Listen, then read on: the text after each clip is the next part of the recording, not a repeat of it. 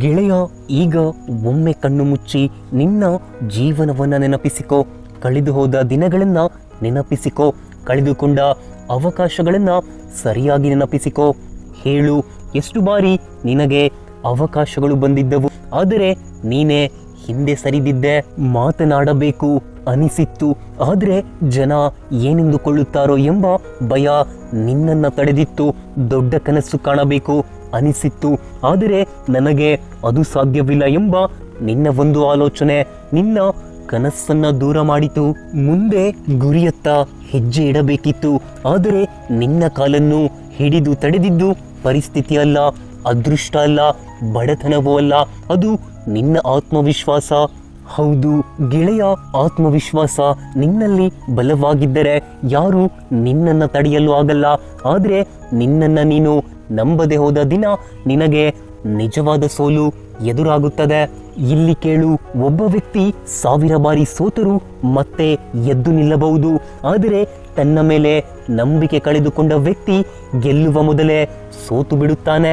ಹಣ ಮರಳಿ ಸಂಪಾದಿಸಬಹುದು, ಆತ್ಮವಿಶ್ವಾಸವನ್ನ ಕಳೆದುಕೊಂಡರೆ ಬದುಕಿರುವಾಗಲೇ ಕನಸುಗಳು ಸಾಯಲು ಆರಂಭಿಸುತ್ತವೆ.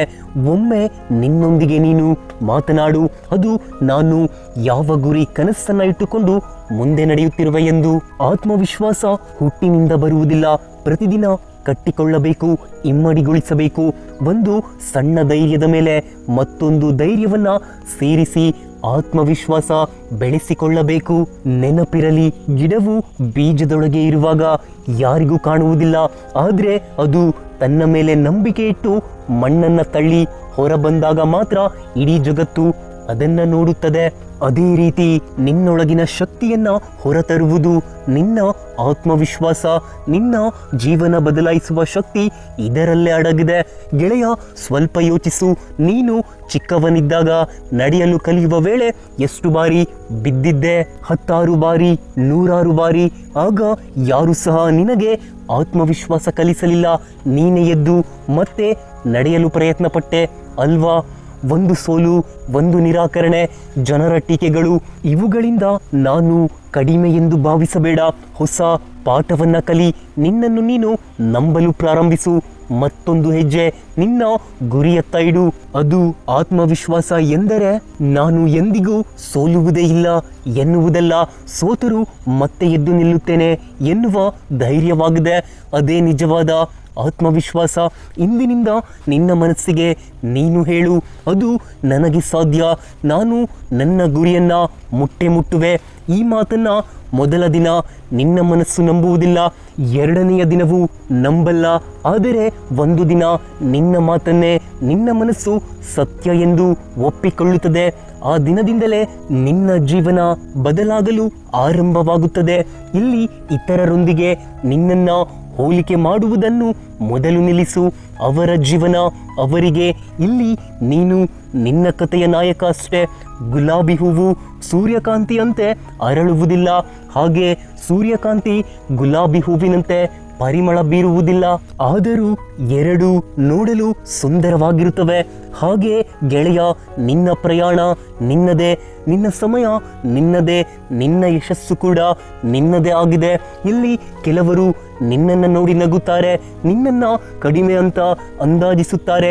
ಇನ್ನು ಕೆಲವರು ನಿನ್ನಿಂದ ಆಗಲ್ಲ ಅಂತ ಹೇಳ್ತಾರೆ. ಆದರೆ ಅವರಿಗೆ ಉತ್ತರ ಹೇಳಲು ವಾದ ಮಾಡಿ ಸಮಯ ವ್ಯರ್ಥ ಮಾಡಬೇಡ. ಬದಲಿಗೆ ನಿನ್ನ ಯಶಸ್ಸನ್ನ ನಿರ್ಮಿಸಲು ಸಮಯವನ್ನ ಬಳಸು.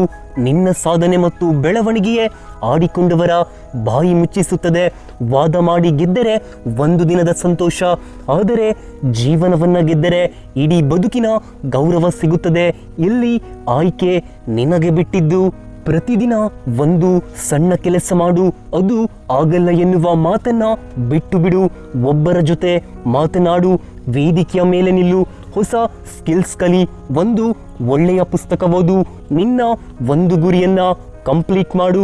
ಪ್ರತಿ ಸಣ್ಣ ಗೆಲುವು ಸಹ ನಿನ್ನ ಆತ್ಮವಿಶ್ವಾಸದ ಅಡಿಪಾಯವಾಗುತ್ತದೆ. ನಿನ್ನಲ್ಲಿ ಕನಸು ಇದೆ, ಸಾಮರ್ಥ್ಯ ಇದೆ, ಸಮಯ ಇದೆ, ಅವಕಾಶವೂ ಇದೆ. ಆದ್ದರಿಂದ ಬೇರೆಯವರಂತೆ ಆಗಲು ಪ್ರಯತ್ನಿಸಬೇಡ. ಬದಲಾಗಲು ಆಲೋಚಿಸು. ಇವತ್ತು ನೀನು ಎಲ್ಲಿದ್ದೀಯಾ ಅನ್ನೋದು ಮುಖ್ಯವಲ್ಲ, ನಾಳೆ ಎಲ್ಲಿ ಹೋಗಿ ತಲುಪುವೆ ಎಂಬುದೇ ಇಲ್ಲಿ ಮುಖ್ಯವಾಗಿದೆ. ಆ ಪ್ರಯಾಣದ ಮೊದಲ ಹೆಜ್ಜೆ ನಿನ್ನನ್ನು ನೀನು ನಂಬುವುದು. ಹೌದು, ಆತ್ಮವಿಶ್ವಾಸ ಬಲವಾಗಿದ್ದರೆ ಸಾಮಾನ್ಯ ವ್ಯಕ್ತಿಯು ಸಹ ಅಸಾಮಾನ್ಯ ಸಾಧನೆ ಮಾಡಬಹುದು. ಆತ್ಮವಿಶ್ವಾಸ ಇಲ್ಲದಿದ್ದರೆ ಅಸಾಮಾನ್ಯ ಪ್ರತಿಭೆಯೂ ಸಹ ವ್ಯರ್ಥವಾಗಿ ಹೋಗುವುದು. ಹಾಗಾಗಿ ಗೆಳೆಯ, ಇಂದಿನಿಂದ ಭಯಕ್ಕಿಂತ ಧೈರ್ಯವನ್ನ ಆರಿಸು, ಸೋಲಿಗಿಂತ ಪ್ರಯತ್ನವನ್ನ ಆರಿಸು. ಏಕೆಂದರೆ ನಿನ್ನನ್ನು ನೀನು ನಂಬಿದ ಕ್ಷಣದಿಂದ ಭವಿಷ್ಯವು ನಿನ್ನನ್ನು ನಂಬಲು ಆರಂಭಿಸುತ್ತದೆ. ನಿನ್ನನ್ನು ನೀನು ಕಡಿಮೆ ಅಂತ ಅಂದಾಜಿಸಬೇಡ. ನಿನ್ನೊಳಗೆ ಇನ್ನೂ ಶಕ್ತಿ ಇದೆ. ಅದನ್ನು ಎಚ್ಚರವಾಗಿಸುವ ಶಕ್ತಿ ನಿನ್ನಲ್ಲೇ ಇದೆ. ಅದುವೇ ಆತ್ಮವಿಶ್ವಾಸ.